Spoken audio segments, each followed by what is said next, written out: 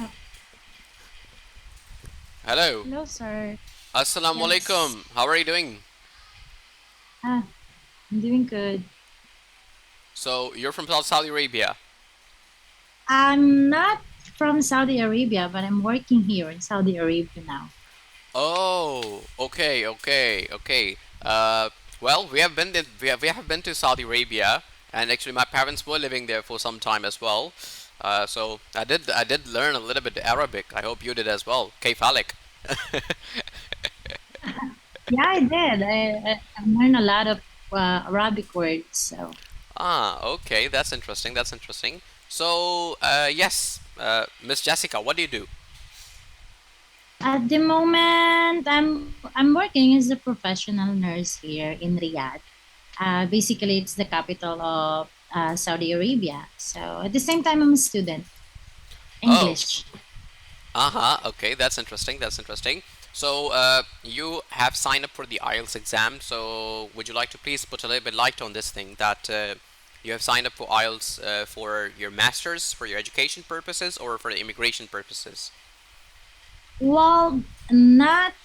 It's actually for immigration purposes. So it's Okay. for the nurses in ICU. Okay. Okay. Great. Great. So now, Jessica, my name is Shayan, and I'm from Pakistan. Okay. So now, let me just tell you this thing that what we're going to be doing in this class. So now, because this is only one session that you have booked, so this is going to be a little bit intense, all right? In which I will be like telling you that how would I be giving you score, okay? So the first part, I will be just taking your diagnostic test, all right? We will see that where do you lie as per your score. And now because you have really less time, you have your exam tomorrow. Yeah, unfortunately. Yeah, I couldn't comment on that. Well, so we're gonna see that as per the diagnostics, what is your score, and then based on the diagnostic text test, I will be suggesting you that these are the things that you need to improve, and then we're gonna be having another test, which will give us a little bit more clear understanding that where do we stand, right? Right. All right, cool. Now, for to do that, let me just open a book. So what I'm gonna do is that I will be opening book number 4, test 1. Now I'm getting nervous. No, you shouldn't be. Trust me, it's really easy.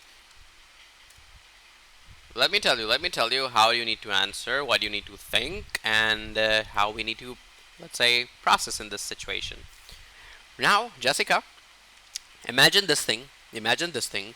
Tell me your favorite spot in Riyadh where you like to go. Maybe grab a snack, burger, or maybe coffee.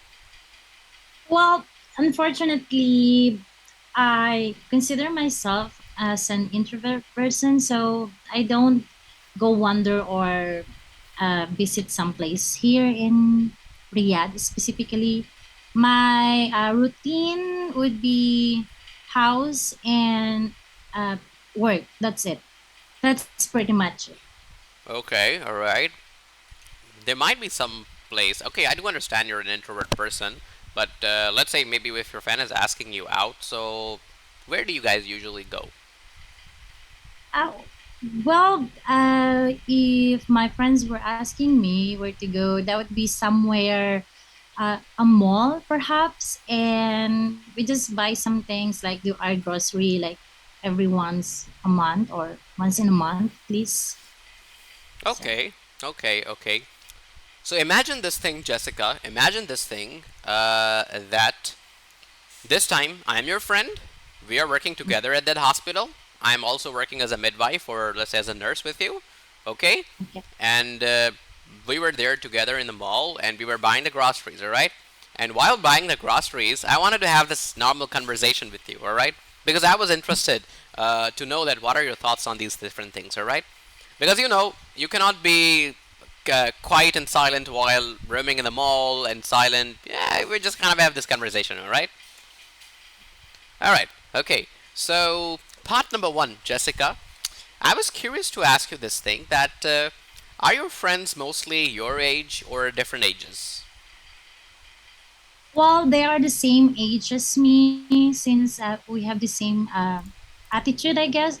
What I'm trying to say, not the same, but at least we have the same interests. We see eye to eye.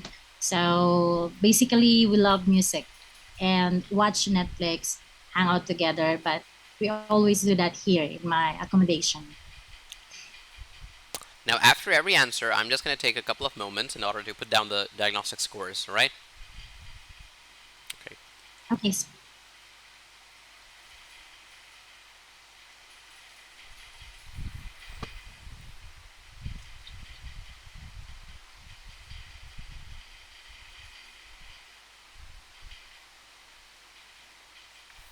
All right. Uh, Question number two, Jessica. Do you usually see your friends during the week or at weekends? Well, I see them every day because my friends are working with the same area as I work there. And if I don't see them, that must be they are on their day off or during their vacations. But every day I used to see them. I work with them, so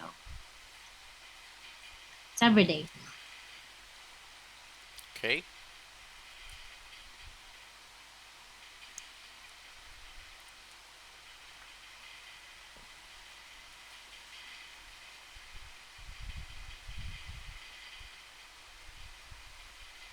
All right. Question number three, Jessica. The last time you saw your friends, what did you do together? Oh, that's actually a good question because yesterday I was with my best friend, and unfortunately, she need to go home because she's pregnant, and it makes me sad to think that after 10 years being together, she need to leave the Saudi Arabia. So we just hang out together. I believe we spent 3 days, and right after that, I have to go home. I don't want to spend more time at the airport seeing her finally going away. So although I'm happy for her. Okay. Very good response. I have a recommendation here that you could have used the word that because seeing her at the airport would have been very much overwhelming for me, so I decided not to do so. Though it's a little bit Oh, rude, but I'm definitely gonna catch up with her on phone. oh, okay.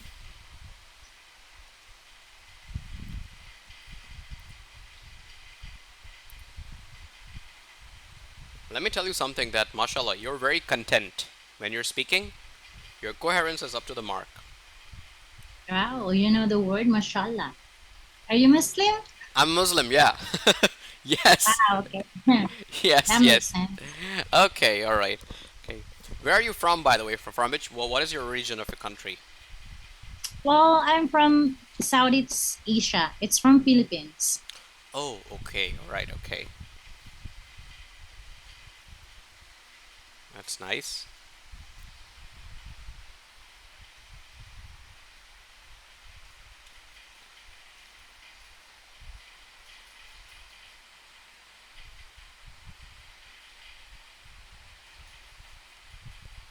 All right.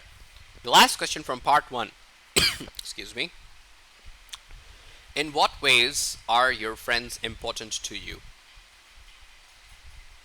Well, that's an interesting question. Well, too many ways. My best friend, aside from my best friend, let's say all of my friends, the circle of friends I have, they are important to me in a way that they make me feel I'm important to them, feel love, and at the same time, they always keep me energetic. Uh, I can say that they are one of the reason why I'm still here in Saudi Arabia, where otherwise I'll not stay here if they are not here as well. So they always keep me. What I'm trying to say was telling me just to pull yourself together, those things, because I'm a kind of a person that's not that confident, especially when doing the socialization with people. So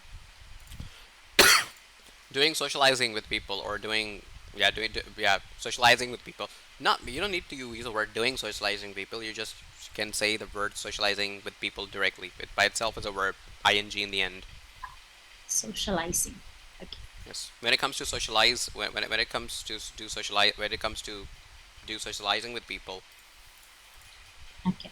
or when it comes Social. to socialize with people. When it comes to socialize with people.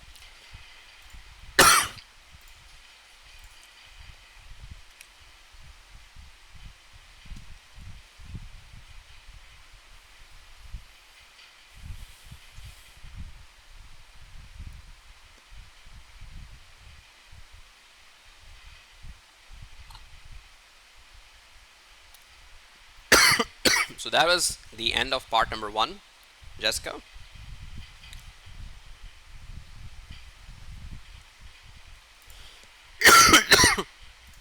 Excuse me, sorry for that.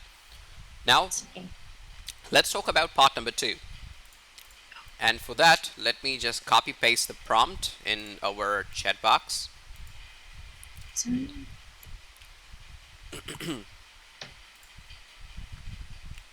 So, Okay.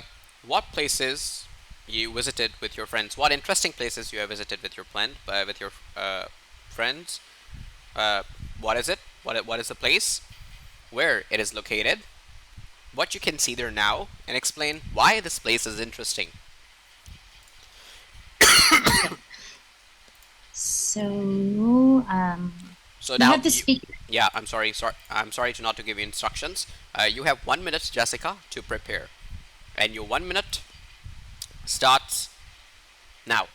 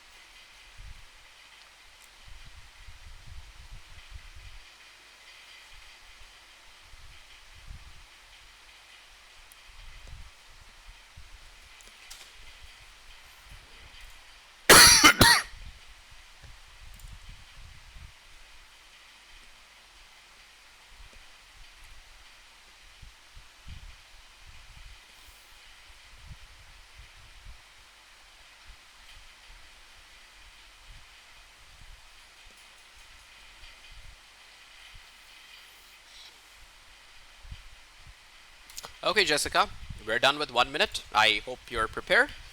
So you have 120 seconds to speak for this. 2 minutes, and your time starts now.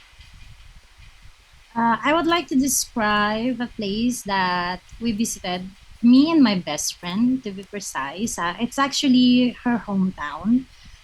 Well, me and my friends, we are like, you know, through thick and thin, we're always together. And at least once in the blue moon, we tend to go to places that we would love to go. And at that time, we were talking about the place that interests me to go. And then she basically asked me to go there. And at first, I was hesitant because I'm afraid of height. And I hate to be on plane or travel through plane. So I don't have much a choice at the time because that's the only transportation so we can go to her place. So it was actually located at the northern part of the Philippines, where basically all of the people there, their primary living, what I'm trying to say was the work is being a farmer. So it's as far as I know, it's the capital region for agricultural businesses with the Filipinos, and it's an interesting place because the local community they have this tight knit relationship, and I was amazed with that because everyone knows each other.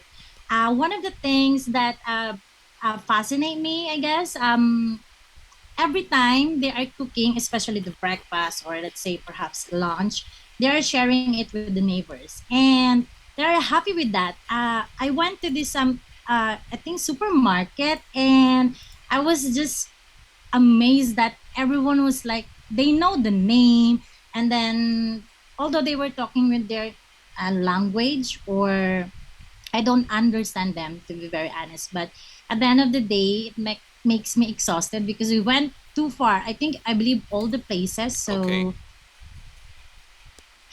All right. You know, in the last moments, I intentionally shared my screen and show you the timer that you could see oh, and have an idea that how much time you're left with, especially when you're left with approximately with last 20 seconds. All right. yeah. All right. So now just give me a moment.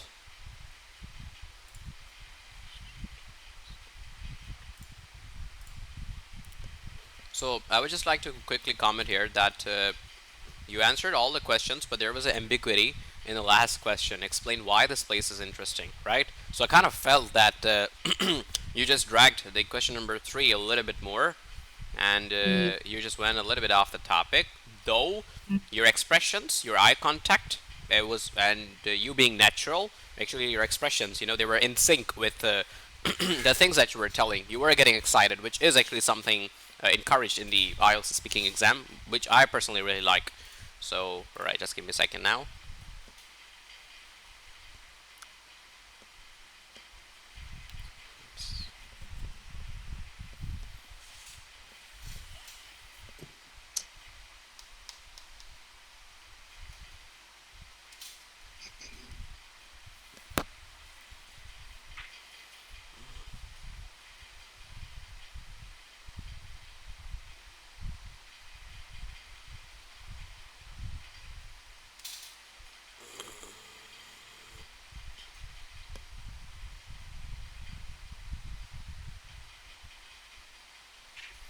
All right, so that was the end of part number two, Jessica. Now let's get to part number three. Now, in part number three, you have two topics to select from, all right? So, actually, in these mock classes, when you see these original IELTS Cambridge books, okay, so in them, the part three, they are divided into two or three different topics, all right? Sometimes there are more than one topics. But however, in the real exam, they don't give you choice to choose from. But because now this is a mock class, this is a mock test, that's why I'm asking your choice, okay? So the topic number one is that historic buildings in your country, and the topic number two is the teaching of history at school. So, which topic would you like to go with? Oh, I hate history to be very honest with you. But I I don't know. Never thought about it actually. So What would have you been more inclined towards? Talking about historic places, historic buildings, or talking about teaching history at school? maybe about teaching history at school because I don't know any place in Okay, Philippines or somewhere else that okay, history building. Yes. okay, all right. So, teach the teaching of history at school. So, we are going to be having three questions from this spot. So, Oh my God. so question number one. Trust me, both of them are having easy questions, all right? So let's see how do you respond. All right. How were you taught history when you were at school? I'm sorry for the question. Well, as far as I remember, during my high school days, my teacher used to use the books with the history telling all about, for example, the heroes, not the heroes, but those important person or important people that gives a lot of how they say it, like gives importance to Philippines or their I don't know how to say it. Oh my God, I'm lost, to be very honest. But we used to watch videos. And aside from that, of course, we're doing tests. But since it's not really right up my street, studying history, so I never really thought about it. I don't have any knowledge, not having or doesn't have any knowledge, but I think minimal at least. Okay. Are there other ways people can learn about history apart from at school? If yes, then how? Well, I think there's a lot of ways if one individual wants to learn or knows about history. Um, For instance, going to that place, for example, you want to go to Spain, learn about history, talk to the people or the local people out there. Or another thing would be searching through online, since nowadays people tend to search it through website, let's say Google Chrome, or watch a video about it, or at least a movie that was related to the history of that specific place. All right.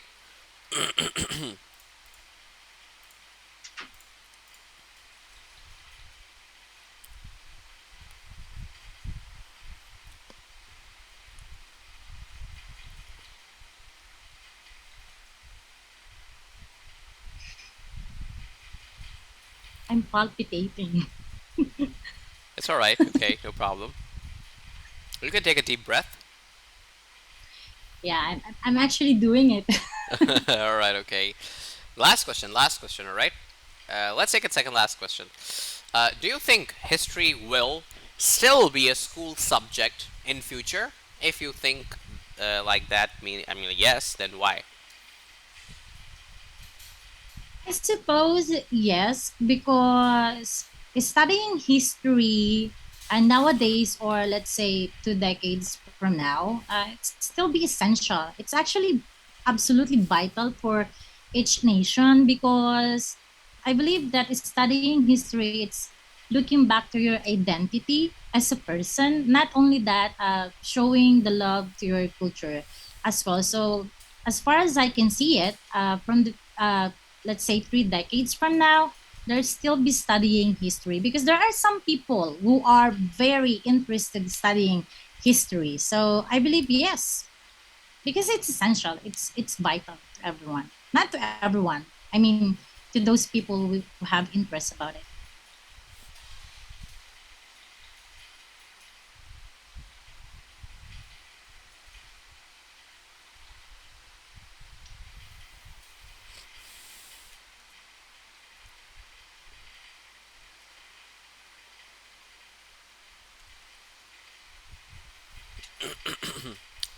I did not give you any score in question number one and part number three, so I will replace that question with another question. All right?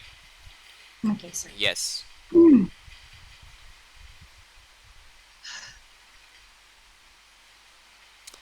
Okay.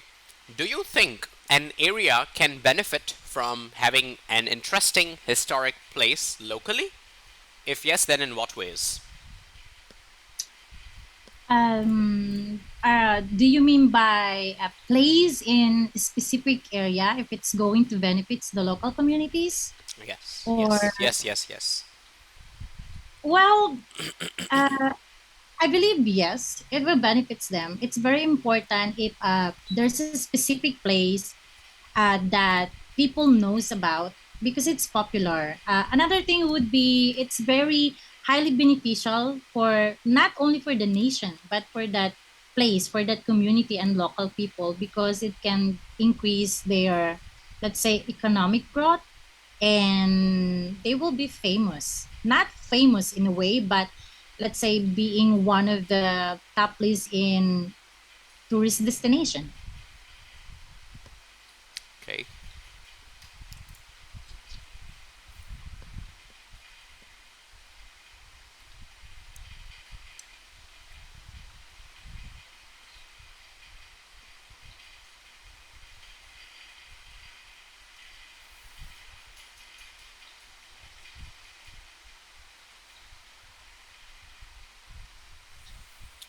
All right, so we're done with your scores. Now I'll be showing you your scores first. Okay, so let me share my screen with you. Okay, I hope you can see my screen. Yes, sir, I can see that. All right, so here's a comprehensive overview of your score, a really detailed one. All right, so let's say that in part number one, now these are the different variables. All right, you're scored based on coherence, fluency, grammar, vocabulary, and pronunciation. Okay, so I believe that your performance in coherence is very good, very good in part one and as well as field fluency. I was noticing that in the grammar part you were using different sentence structures as well as different conjunctions, which happens to be a really good thing. However, uh, in question number one, your vocabulary was good, but then it was basic vocabulary throughout. All right, Yeah. pronunciation. Look, I I don't give scores beyond 7.5, all right?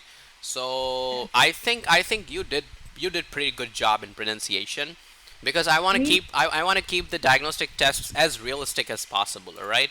But now if now but trust me, you don't have any pronunciation problems, all right? There were at times that I felt that your Filipino accent was, let's say, taking over on some words, not all words, because taking seven score is not easy. Taking seven score is not easy. Oh. Yes, okay, you will get definitely beyond seven, but here I have to keep the things a little bit realistic, okay?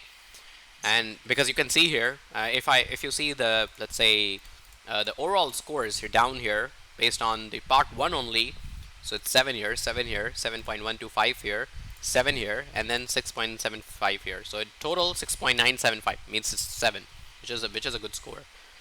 By the way, what is your requirement? Well, to be honest, it's actually 7.5. That's the safe band score at least, or at least 8. The higher the better. Yes, for immigration, the higher the better, because it adds more and more points to your process. If I'm not wrong. Exactly. Yep. Okay. In part two, I felt that there was a little bit problem with the coherence. So why there is a problem with coherence? I felt that a couple of things were me as your audience. Okay, so I felt that I couldn't keep the straight track of the events that were taking place. All right, and then fluency, perfect, no problem in that. I didn't find any problem in fluency. I can give you 7.5 as well. But then yet again the grammar. Yeah. Now make sure that in uh, being natural while being natural with your examiner, make sure that you're not switching from formal speaking setting to informal speaking setting. So when you speak, Oh, yeah. So when you speak naturally, it happens that we are inclining towards the informal way of speaking. And when we incline towards the informal way of speaking, we tend to not care about using conjunctions as much as possible. And usually we come up with a simple sentence structure, a compound sentence structure, not complex or complex compound sentence structures, all right? Here, vocabulary was basic. Yet again, pronunciation was good, so we have 6.7 here as well. All right. Okay, now this was the part where I think you performed the very, let's say, uh, very least. So you have 6.6 here, 6.6, 6.5, 6.6, and 7 here. All right. So wait a second. It's update from love. It's adjusting cells. Is G21 to G24 21? Alright, sorry. So it's not 21. It's G20. Okay, perfect. So now this is your categorical average score. This is your categorical average score. So in coherence, there is 6.72, 6.8, 6.7, 6.6, and 7 in pronunciation. In overall test, the categorical score for overall test, right? Individual. And this is your overall score, 6.78, 056. Now, let's try to understand where was the problem. I personally think the problem was in part 3. Because let's say Jessica, that for example here you were taking 7 7 7 7 7, maybe 7, and so what we are looking at here, and let's say maybe at some point you're getting 7.5, 8, 8, or maybe let's say here as well you're trying to take 7, or here maybe 7, or okay, let's not only focus on this. Let's say you're taking 7.5 here, you're quite coherent here, and let's keep these as realistic as possible, as real as possible. Okay, only one you're inclining here in only one of them. And here maybe 7.5 in pronunciation. 7.5 again here. So you see the projection. This is how the projection works, okay? So maybe if you would have performed a little bit better in your part two, then then there might be chances that you can get 7 here. Okay, this is how the projection works. And one more thing, let me tell you. Now, coherence and fluency, really easy to manage. Okay, throughout you can take 7 plus in the coherence and fluency. Now, usually when you see here IELTS speaking bands, yep. So now this is the official band descriptor by Cambridge IELTS, right? So now if you can see here that this is a public version. So have you seen this before? Honestly, no. Okay, so this is actually their success criteria. Okay, their success criteria. Yes. So, or have you seen this in the writing part? I believe I did, but I don't give focus about it. Okay. Now look, it's really important to understand that what is a success criteria. For example, Jessica, I'm telling you this. I'm telling you this thing. I'm giving you instructions that Jessica, I want you to drive from your office to your home. That is what? That is your main objective. All right? Mm. That is your main objective to drive from your work to your home. Now, what would be the success criteria? That Jessica, on the first signal, you have to stop for 5 minutes. On the second signal, you have to stop and buy eggs. And on the third signal, which is at the corner of the block before your home, you have to buy a meal from McDonald's. And then you have to go to home. Now you can go home directly without doing all those things. The objective will be achieved, but you didn't. Let's say you didn't completed the success criteria, so you will be unsuccessful. So Oh, in the IELTS exam, maybe you can go there, give exam, be very informal, really chill, really cool, not using any special things. The objective will be completed. Let's say in one way, but you wouldn't be able to match the success criteria. So this is the entire success criteria that they're saying, that even if you're speaking there, how you need to speak, what you need to speak, how you have to say the words, how you have to use the vocabulary, how do you have to use the pronunciation, how do you have to use the grammar. Okay, so this is their success criteria. So they usually provide this in the speaking and in the writing part, because speaking and writing are the outputs that you're giving out of your brain, out of your thinking, out of your creativity. Okay, and the reading and listening is input. You're inputting the information in your brain, right? So take it that way, Jessica. So now, for example, if I've given you 7, so actually, in these band descriptors, the fluency and coherence are marked together, but I do it separately in order to give a better understanding to my student. Okay. So first of all, I'm going to open this. I'm going to explain you each one of them separately. So when I talk about coherence, Jessica, coherence means that how much unified whole you're speaking. Means, in simple terms, let's take it that way, that how logical your sentences are connected with each other. Okay. And maybe you're not going off the topic, right? And when I talk about fluency, so the first thing that you can understand by fluency is that not stopping in between, speaking in fluent way, without choking up, with a flow, which is the situation. Yes, that's right. But there is another thing as well. Now you might have seen that some people have this habit of repeating the same words again and again in a sentence. They use a lot of fillers, like the word like, like, that, uh, like that stuff, like these things. So these are fillers actually, and also, yeah, yeah, yeah. Try not to start your questions. I really like the fact that you were complimenting the examiner as well. That's a really interesting question. I really like that feature that you were using in your speech. Try less as possible to start your answers with well, well. Okay, try oh, that less. Okay. Now let's talk about the grammar. Okay. So when you are repeating the words, then you might also get low bands in the in the fluency and in the vocabulary as well, because it seems that you're not having enough vocabulary and you don't have enough fluency because you're repeating the things. All right. So when I talk about the grammar, so in grammar, are you aware that what are conjunctions? oh. Uh, But did you just ask me, sir? Yeah. I asked you. Oh, you can just call me Cheyenne. It's all right. Uh, Oh, yes, yes. So are you aware of what are conjunctions? honestly, that no, not really. I don't know about the conjunction. Uh, I think you know about them. Let me help you to recall them. Words like and, but, or, yet, so, nor, Oh, they are called conjunctions. All right?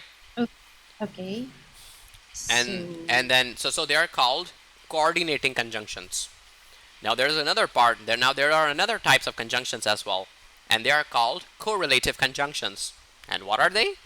Words in pairs. For example, both and, neither nor, either or. oh, You might have heard that these words are usually used together. yeah, heard about I mean all Yeah. the time, but I don't know what to call them. Okay, right, no So, problem. Then the third one we have are called subordinating conjunctions. Now, what are subordinating conjunctions? Well, subordinating conjunctions are a lot of them, right? For example, the words like because, as if, as well as. oh, Yeah, okay, so they are called, let's say, subordinating conjunctions. All right. Just give me a second, Jessica. All right. okay, sir. Yep. Asghar माँ class में है यार.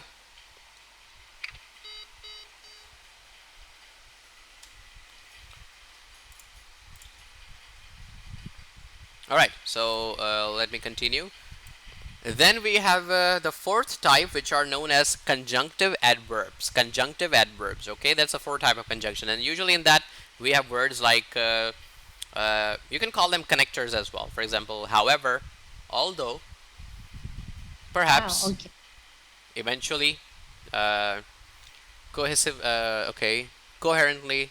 Okay, there are many words. I will show you in the end. Okay.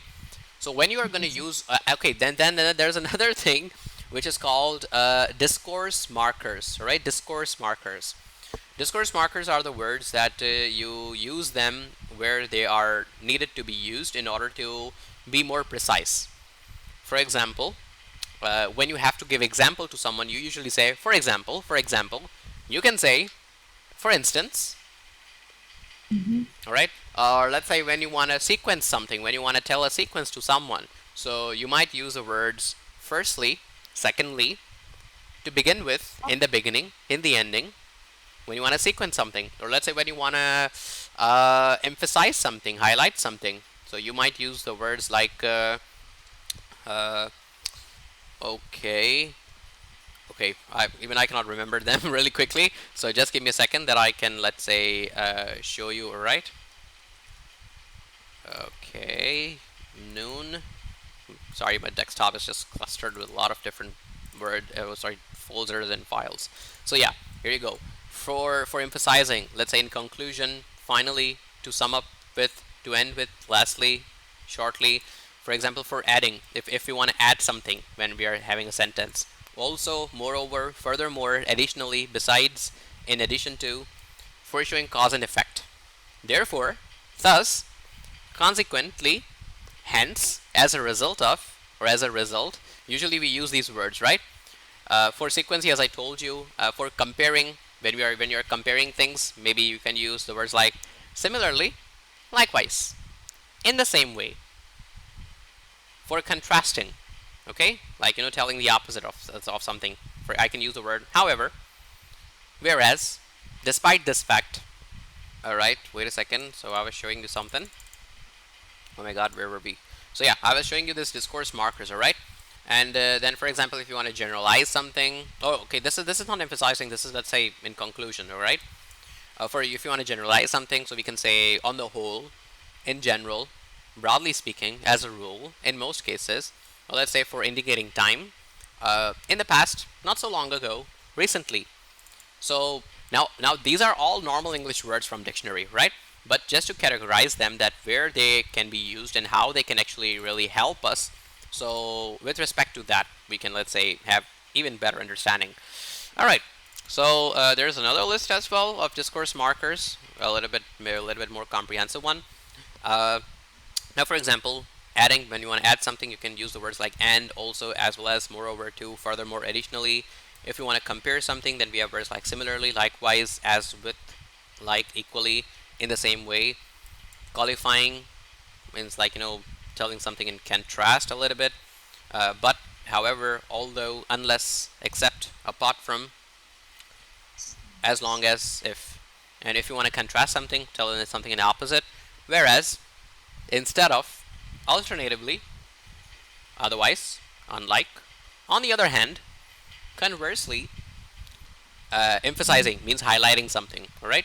Above all, in particular, especially, significantly, indeed, notably, a little bit, let's say, one-to-one quick vocabulary, kind of, let's say, crash course for vocabulary, I can say.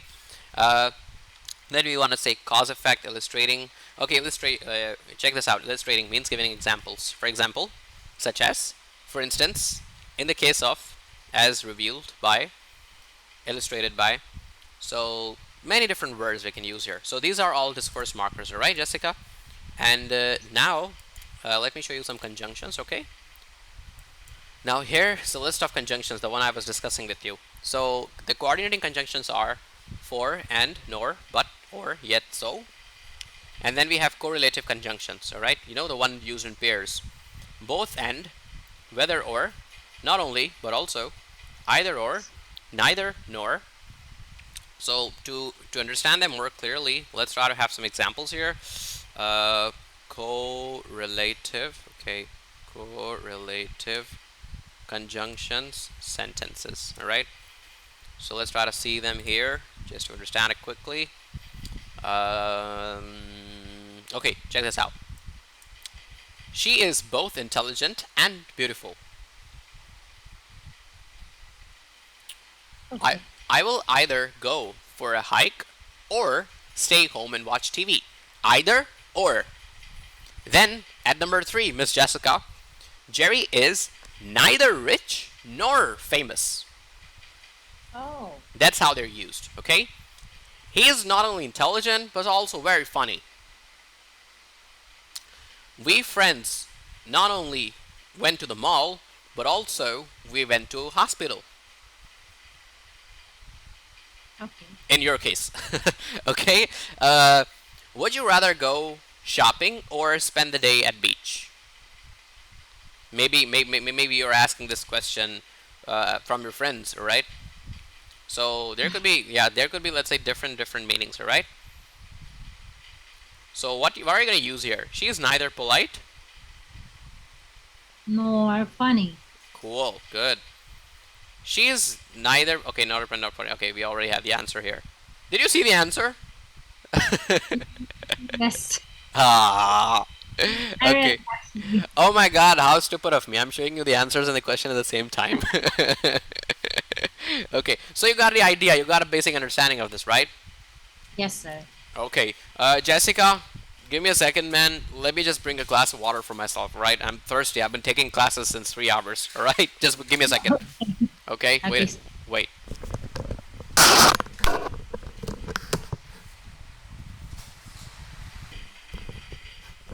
Hello? Yes. Yes, I'll come back. yes, thank you. Okay, so now, Jessica, you have an idea of these conjunctions, correlative conjunctions, right? Now, oops, sorry, why did I stop sharing screen? Okay, now these are the subordinating conjunctions. So, really quick, I'm just gonna walk you through these as well. Uh, Words like, now I know that you know these words already, but they're used in the sentences, all right? As long as much as soon as far as though, by the time, Bye. since, whether, where, if, whereas, wherever, where, just as, if only, because, who, whosoever, and oh my God, the list is kind of never ending. Okay, so it's a little bit hard to, let's say, memorize everything in one night, but just to give you an idea that how these words are and how they can be used. Okay, these are my favorite actually, because they kind of, let's say, give a really formal touch. You know, you are able to make better sentences with these. Okay, usually complex sentences and compound complex sentences. All right. So here we have words like conversely, consequently, comparatively, for instance, for example, furthermore, however. Oh, by the way, you can change your basic word but with the word however to Oh, okay. to level up a little bit of your vocabulary. But however. Okay. Likewise, namely, nonetheless, on the other hand, regardless, similarly, subsequently. So there are a couple of them are repeating here as well, right? So that's it. But now let me show you the fillers. Let me show you the fillers. The things that you need to avoid, Jessica. Okay? For example, now there we have filler sounds, filler phrases, and filler words. So usually it happens, we usually do or mm-hmm, uh-huh. Well, in the IELTS speaking, uh, it's not recommended that you should make sounds or use filler sounds, but sometimes students do. So that's allowed, right? But conditionally, the condition is that you're not doing that all the time. Okay, so yes, and then you have words like filler phrases, like I think that is the greatest enemy, right? So what I'm trying to say is, you see, I mean, you know what I mean. At the end of the day, believe me, I guess, I suppose, or something, or stuff like that, kind of. So now when I talk about the filler words, so not all the filler words are fillers here. Some of them can be used for good scores as well, but you get the idea that what are the words that you need to avoid, right? So that's something. Now, one of the most important things which will help you in order to formulate your questions from the beginning. Now, these are some 25 phrases for expressing your opinions, and usually it happens that in the IELTS speaking exam you're expressing opinions, right? So check this out. You can start. They can give you a good start, a help to start better in a better way.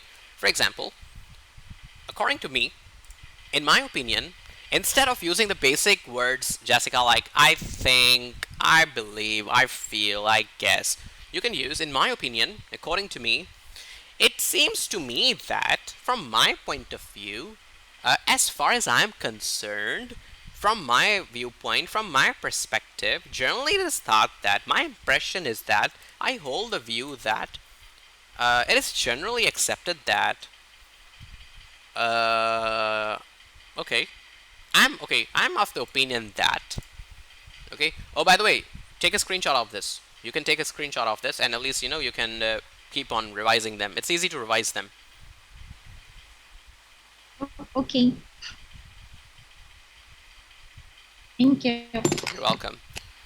Don't thank me now. Still, we are we have a long way to go. Okay, then you have 25 phrases for expressing agreement, Jessica. For example, uh,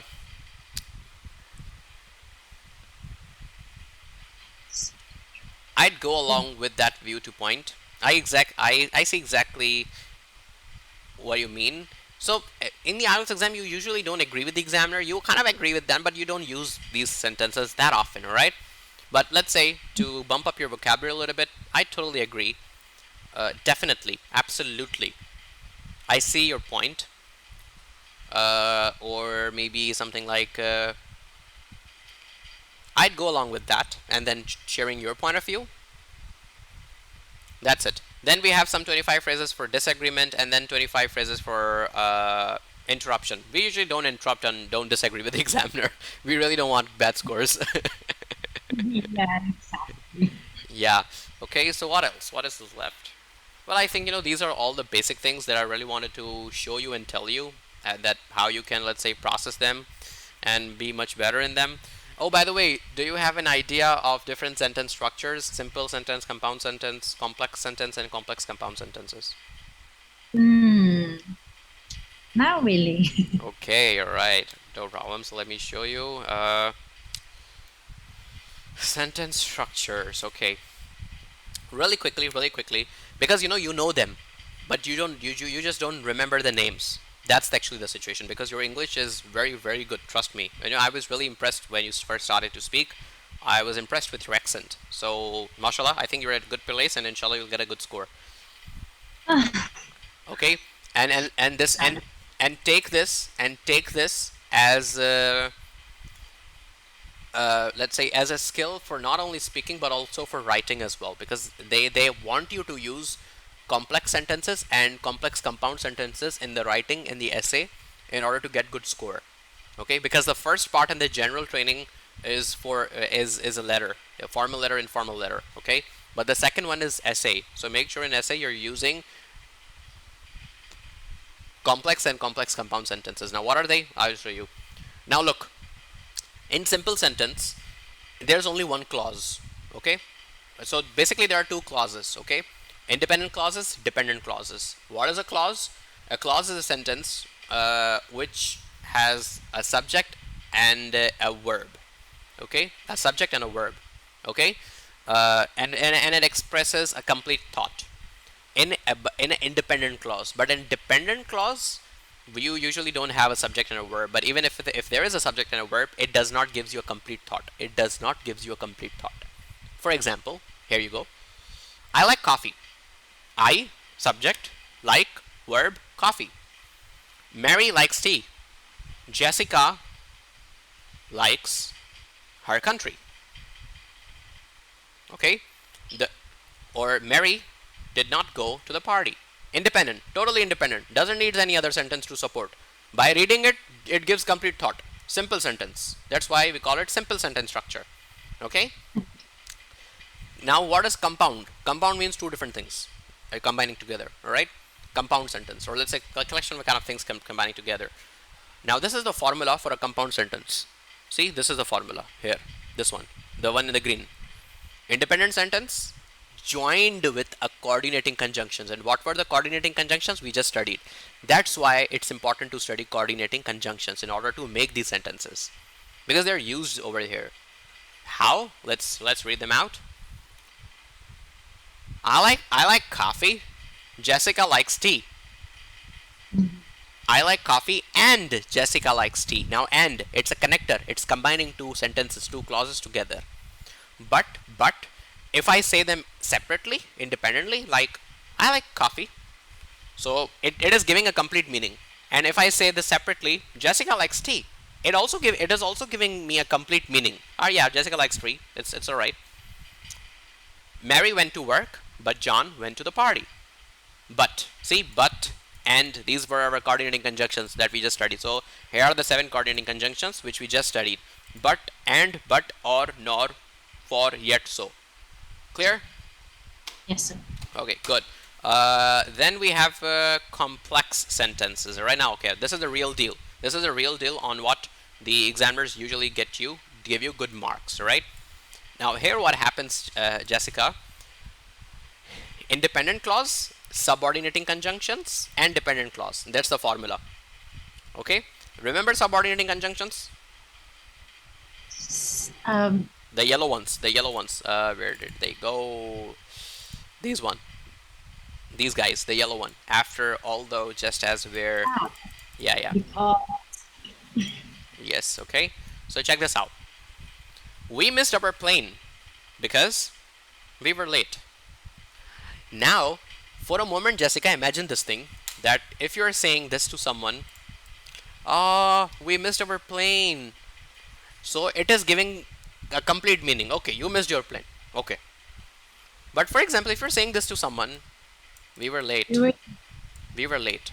Now all of a sudden, you are meeting with me and you're saying, oh, Cheyenne, I was late. Or we were late.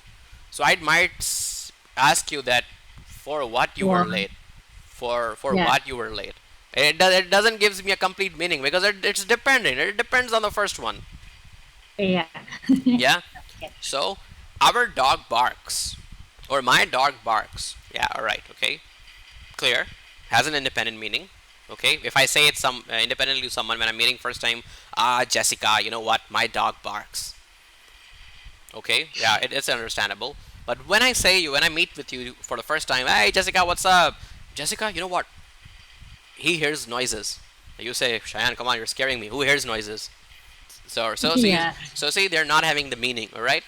So, Okay. and now then we have compound complex sentence structure. In this, in this, the condition is, the rule is that a compound complex sentence structure consists of at least two independent clauses and one or more dependent clauses. For example, John didn't come. Independent clause, then subordinating conjunction, because this is a subordinating conjunction because he was ill. Dependent clause, he was ill. Okay? So without John, if I just say the sentence, he was ill, you might ask me that, Shahan, who was ill? Okay? Mhm. Okay. So Mary, okay. So again, a coordinating conjunction. So Mary was not happy. So you see, it's a complex sentence. It's a combination of some different sentences together. So the examiners do like this thing a lot in the speaking as well as in the writing part. And then in the end, ta-da, we're done. Thank you. No worries at all. So, well, best wishes, Jessica. Let's see, how do you do tomorrow? Yeah, I'll keep you updated anyway. If Okay. if Does I will be better, I hopefully. think you'll get definitely good score, inshallah. Inshallah in all the modules, but I'll say I'm confident about my module, speaking one. Okay. Inshallah. Inshallah. I Okay. mean. So if there is So anything else, Jessica, I can help you with, please do all let me know. And yep, I'm always here. No worries. okay, sir. Thank you so much, and have a good night. It's an honor. But Jessica, my dear, I'm making the delivery right now. So please make sure that you write a review, because usually it happens. Students for always forget to give a review, and then Mm. the whole hard work goes in the water. And now I'll actually I love giving review. It's an honor. It's an honor. So Thank you so much. so So thank you. no problem. So let me just deliver your order. I have just completed the delivery right now. You might have got the notification. Okay. Yeah. Moh Paris, So right? Moh Paris 28. yeah, that's me. Okay, got it. Got it. All right, then. See you soon, Jessica, and have a good night. And thumbs up for the test, and do drop a review. Okay. Okay, thank you, sir. Thank Bye you. Bye bye. bye. Bye bye.